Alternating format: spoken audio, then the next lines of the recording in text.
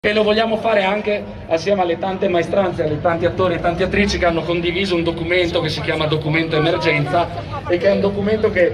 guarda invece una piattaforma nazionale di come funziona il nostro sistema lavorativo. Noi dobbiamo assolutamente rivedere i contratti nazionali per quanto concerne il mondo dello lavoro, ma è una questione di diritti e tutele. Non è che la passione è un diritto, la passione è un valore aggiunto. Quindi la questione dei diritti e delle tutele non può mancare di fronte soprattutto a una crisi sanitaria che ha colpito il mondo intero. E la questione degli ammortizzatori sociali, badate bene che penso che tanti e tanti in questa piazza la vivono sulla propria pelle, che sia essi i 600 nella quale ci troviamo, le rivendicazioni sul terreno del lavoro, dei diritti e delle tutele che stiamo portando avanti e che sono rivendicazioni che passano dalle battaglie nei nostri comuni, da una richiesta immediata di un tavolo emergenziale con l'INPS e Regione Veneto sul tema degli ammortizzatori sociali, ma che puntano ad andare a Roma, ad andare davanti a un governo che come tanti altri governi ha deciso e decide una politica del taglio alle culture continuamente.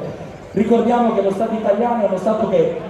finanzia quasi il 500% in meno degli altri paesi europei sul terreno. Siamo qua oggi perché il nostro biglietto da visita, la giornata di oggi lo è, come sono state tutte le iniziative territoriali finora. Oggi in Italia ci sono